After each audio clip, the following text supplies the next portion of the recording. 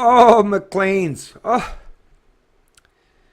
you have a lot of these cultural types, these divisive types, these SJW types as contributors to your publications. And you know what? As much as I realize and you recognize that you might benefit in the short term because there's still an overwhelming majority of Canadians that are economically or philosophically illiterate. But are you not long-term thinkers in any way, shape, or form? Is it always just about the short-term benefit and the short-term gains? Is no long-term thing at all? I can't help.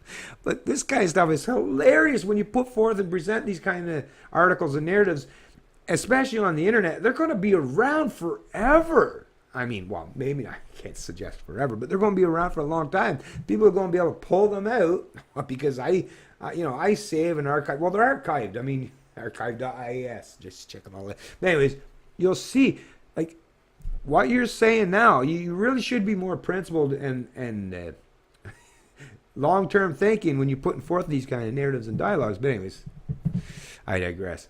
Headline: the Conservatives don't show up for Pride, and that's a problem. The headline alone sounds like, hey, I'm throwing a birthday party and some people don't want to show up at my party. Well, I'm going to shame them for not showing up at my party. Well, hey, maybe they just don't like going to your parties. Maybe they're just not a fan of you or the kind of people you surround yourself with. You know, what are they? Are they guilty of what? Just not being obedient serfs and slaves to your particular kind of way of lifestyle or living, right? Really? Like, no, that's what freedom's all about, fuckers, is they don't have to agree or align themselves with you. And they don't have to put forth or present any kind of... See, that's the thing. On the political stage, they want to present... It's always such a false thing. It's all false. Let's put on smiles. Meanwhile, as soon as their fucking camera's off, they're like, I fucking hate you, cuck. It's like, is that all you want? It's all fake. It's all bullshit. Nobody cares about that stuff. Because humans understand in their psychology, even some of the people that have fairly low IQs understand that, yeah, we're not all the same. Because they live in the real world, right? The Tories' failure to engage with the LGBTQ community puts them out of step with Canadians. Really? Well, out of step with Canadians. See how the collective, how they talk, out of step with Canadians. Well, wait a minute. Let's just let's break down these terms, right? The Tories' failure to engage with the LGBTQ community puts them out of step with Canadians. Well, wait a minute. Aren't these Tories Canadians? No, I'm not a defender of the Tories, the Conservatives, right? Especially some of those ultra-conservative fucks. Oh, yeah. Hey, I'd actually agree with some of these people in Maclean's if it wasn't for the fact that I'm much more objective and don't believe in the central planning or dictating or controlling or manipulating people to fucking make them like you, right? Like, oh my God, or align with you. But I mean, think about it. Aren't these Tories Canadian? What? They're not? It's just the LGBTQ and people that agree with them? They're the only ones that are Canadians, right? Because if not, then you're out of step with Canadians. Oh man, who would want to be out of step with Canadians? What a failure, man. Like I say, this identity politics and bullshit, what a fucking race to the bottom that is. The Conservative Party of Canada has a gay problem. Oh no, but a lot of the conservative people, think about think about the predominant demographic of people that support the Conservative Party. These are religious people, Christians, right? Or even Muslims. Do you think they're really in the teachings of their particular religion? It tells them that you are not to support this kind of stuff. So you might disagree with it, and even myself, I'm not a fan of that shit either. But hey, freedom of expression, freedom of religion.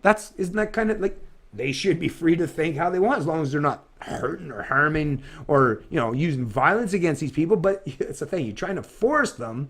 You're trying to force conservatives to now all of a sudden reject everything that they stand for the sake of political correctness.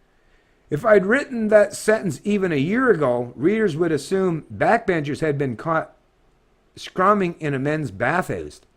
But times have changed, thankfully. In 1996, we amended the Human Rights Act to include sexual orientation. 7 years later, we began to legalize same-sex marriage. And 2 years after that, it was legalized nationally. What the hell? Marriage.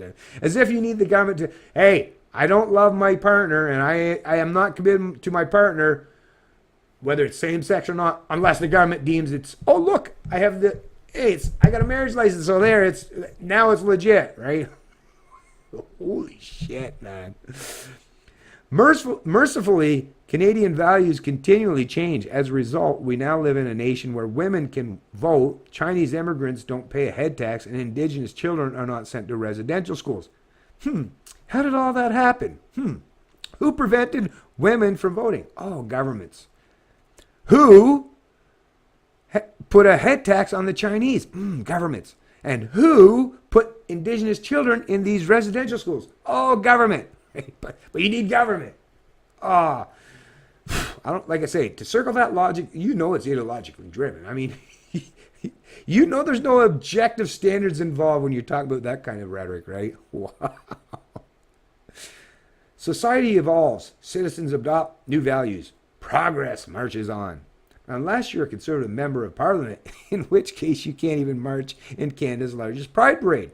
The reason why it's a bit of a mystery. The reason why is a bit of a mystery. The organizers didn't ban them. The party knew about the event. It's well publicized months in advance. Other politicians of all stripes, including provincial Tories, were there. So why didn't Andrew Scheer's MP show up? Well, these provincial ones, especially when we talk about Ontario, what they're talking about predominantly, especially these progressive Conservatives, which are just collectivists, wearing the colors of the people that are supposed to be conservatives, right? This is the problem with these fucking terms that they progressive conservative, and I mean progressive. As we all know, it's completely in line with it. Show me someone that identifies as a progressive on the main political stage that aren't collectivists in every sense of the word, and I'll be like, hey, I'll revise my comments. But until then, yeah, that's what progressive means, a collectivist, right? Central planning types, like cultural Marxists predominantly. Not all, but yeah, collectivists for sure. There is actually a very long tradition of conservative politicians getting the gay flu just before a pride parade. I'm not a politician, and I'm definitely not against gays. My brother is fucking gay, but I don't go to pride parades either. It's not my cup of tea. Matter of fact, you know, baseball is cool and all, but you'll never find me at a fucking baseball game either, because it's just not my cup of tea, man. But it's like, am I against baseball? Doesn't mean I'm just because I don't go there doesn't mean I'm against it. And even if I was, so fucking what? I'm allowed to be free. Freedom of expression, freedom of association, right? But I guess all these things that are supposed to be the fundamental rights of Canadians are being completely neglected and denied by these political propagandists. I mean, come on, McLean's, you fucking, how many times you got to put forth these narratives or give these opportunists, collectivists, a platform to put, I mean, do it. But I mean, do you not see how counteractive and counterintuitive it is?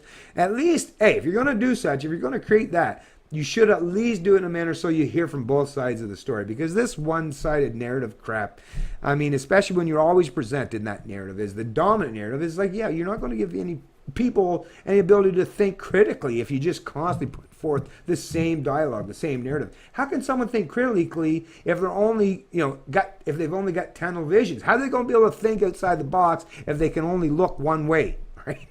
Oh, Jesus Christ. Just a few weeks earlier in Alberta, both the leader of the Wild Rose Party and the new progressive conservative leader, Jason Kenney, were unable to attend Edmonton's Pride Parade due to other long-standing commitments. I mean, politicians have to give fucking political excuses. I'd be just like, yeah, not a fan. See, that's the difference between a politician and someone like me. He's like, yeah, don't care. You gonna tell me I should feel bad? I'll sleep good tonight. It's nothing against you fuckers, but hey, just not my cup of tea, like I say. Those darn commitments always seem to pop up for the Conservatives. To be fair, some are brave enough to abandon the shroud. Former leadership hopeful Brad Trost, for example, promised his supporters he'd never march in a Pride Parade. A member of his staff later explained the decision by saying, Brad's not entirely comfortable with the whole gay thing. If the Conservatives ever want to find their way back into power, it's always about fucking power. Like these fucking... Oh, the mentality, the psychology of these people. Like, holy shit. Then Trost and his colleagues are going to have to figure out a way to get comfortable with the whole gay thing. So it's like, hey, we got a whole special interest group there. Hey, you want to get back into the fold? You want to be part of our gang? Well, you better accept some new team members.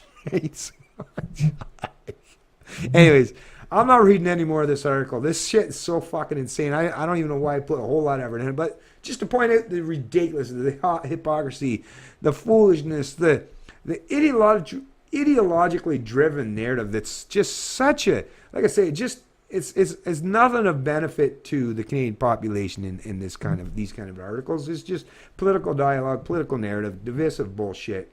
You know, that divide and conquer where it's like, oh, you pick team A or pick team B, and there should be nowhere in between on this spectrum, right? Just that or this or that, black or white. No gray area in between whatsoever. Let's go back up and remind you who is the actual contributor of this article. Scott Gilmore. Scott, so much fail. So much fail.